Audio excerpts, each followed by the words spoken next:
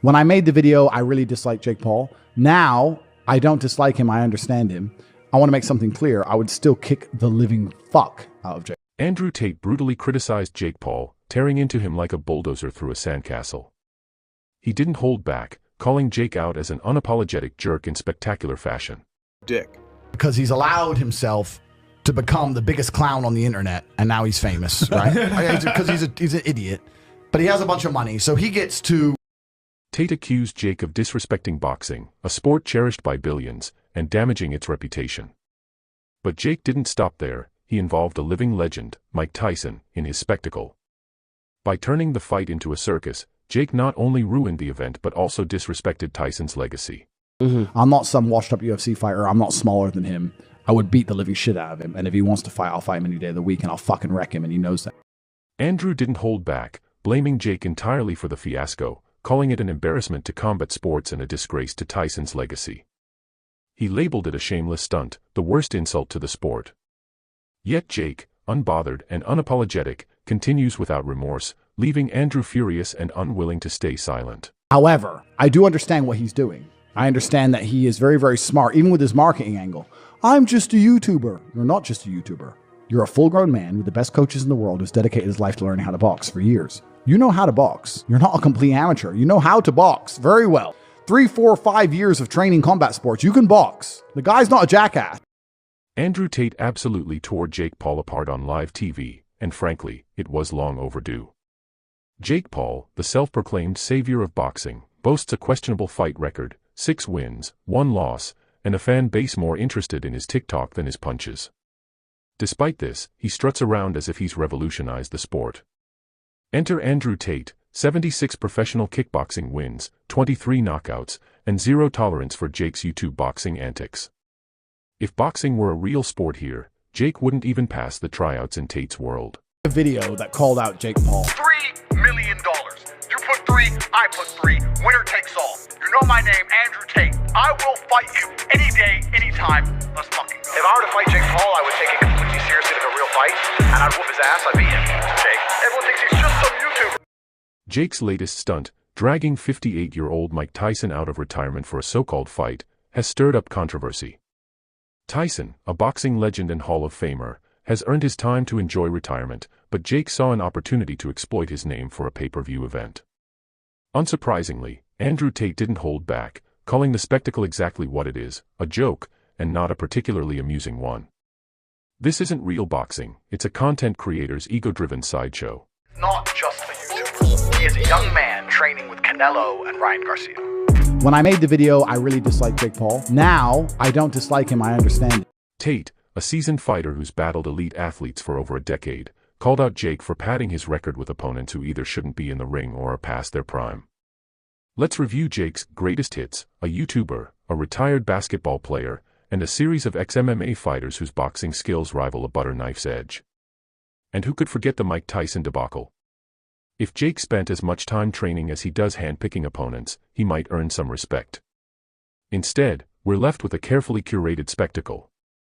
Him because he is a very fortunate young man, and he's fortunate because he's extremely rich, because he's allowed himself to become the biggest clown on the internet, and now he's famous, right? Because he's an idiot, but he has a bunch of money, so he gets... When Tate called Jake a clown, it wasn't just trash talk, it was a fact. Jake Paul is like the guy who shows up to a costume party in a suit and calls himself James Bond, painfully playing dress-up. Tate's challenge to Jake was clear: drop the gimmicks, step into the ring with a real fighter, and prove you've got more than Instagram captions. Tate has spent years perfecting his craft, battling opponents who fight back. Meanwhile, Jake has been busy flexing on TikTok and chasing clout. He's the guy who skips practice but still demands to be team captain. If they ever fight, Tate won't just win, he'll humiliate Jake in front of his fans, delivering a much-needed reality check. But I'd still whoop his ass. but I would whoop his ass. But he wouldn't take a fight against me, because when he loses, I'm not nearly on his level of fame, right? So like, he lost to who? Whereas if he loses to Conor McGregor, it's no big deal. Well, he lost to Conor McGregor, who cares, right? That's what it's about.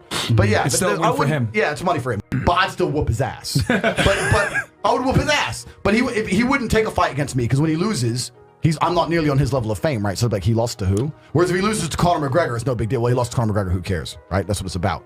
But yeah, it's still money for him. Yeah, it's money for him. Let's talk about Jake Paul possibly fighting Mike Tyson again. It deserves special roasting. Facing Tyson at his current age is like racing a retired Olympian and calling it fair. It's disrespectful, desperate, and exactly what we expect from Jake. Tate didn't hold back on this, and neither should we. Fighting someone 31 years older isn't competition, it's borderline elder abuse. Andrew wouldn't do it, but Jake might, because he's lacking in both humanity and common sense. On paper, Jake and Tate may seem similar, over 6 feet tall, weighing around 190 to 200 pounds, but experience doesn't show up on paper. Tate's been fighting for over a decade.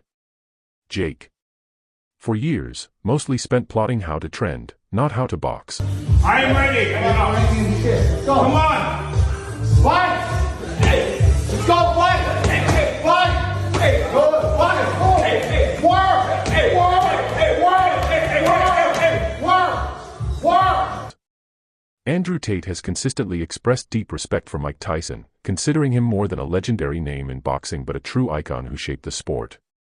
Tate admires Tyson with genuine honor, unlike those who exploit such legends for clout.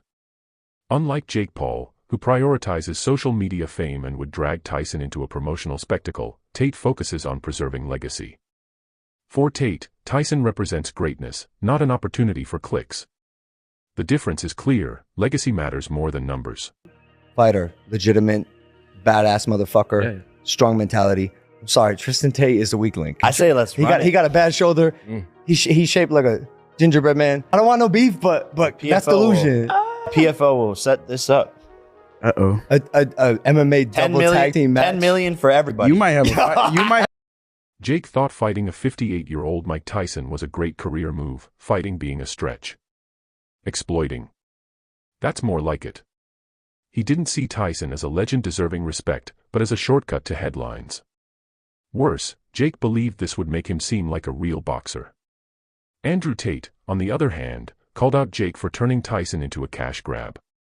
Tate sees Tyson's legacy as something to protect, not parade for relevance. Even Tyson, too classy to roast Jake outright, has hinted at the glaring difference between Tate and Jake. Tyson respects fighters like Tate, those who've earned their influence by taking real hits. Jake's antics likely make Tyson roll his eyes. While Tate carries himself with dignity, Jake moves like a walking ad for his next viral stunt. The contrast couldn't be clearer. Two brothers, one cage. Jake, Logan, you, Tristan. Who comes out alive? You know what? I'm trying so hard to not start internet beefs. I'm really trying not to. You could say Jake and Logan, man. Bro, Don't worry about it. No, I can't lie. Bro, I'm going through life. I'm trying to live peaceful now. I've got Fed agents in my house. Matrix is after me. I'm just trying to live peaceful. But of course, I have absolute faith in myself and my brother, and I know what we've been through, and I know the kind of men we are. Respect is everything in combat sports. It's what separates legends from frauds. Andrew Tate's respect for Tyson is genuine, rooted in understanding the grind, sacrifices, and legacy of a true fighter. Jake Paul, on the other hand, has no concept of respect. His entire career revolves around cherry-picking opponents who are either not professional boxers or past their prime. It's not just embarrassing, it's insulting to the sport and to the athletes who dedicate their lives to it, undermining everything the sport stands for. The public backlash against Jake Paul's latest stunt has been intense, and rightly so. Fans and analysts quickly saw through the move, which was more of a cash grab than a bold decision. Fighting Tyson Fury at 58 wasn't about testing his skills, it was about money. People were outraged not just at the disrespect shown to Tyson but at Jake's audacity, thinking that such a stunt would earn him respect in the boxing world. The combat sports community is fed up with Jake's smoke and mirrors approach and is calling for Andrew Tate to step in and deliver the reality check Jake's been avoiding.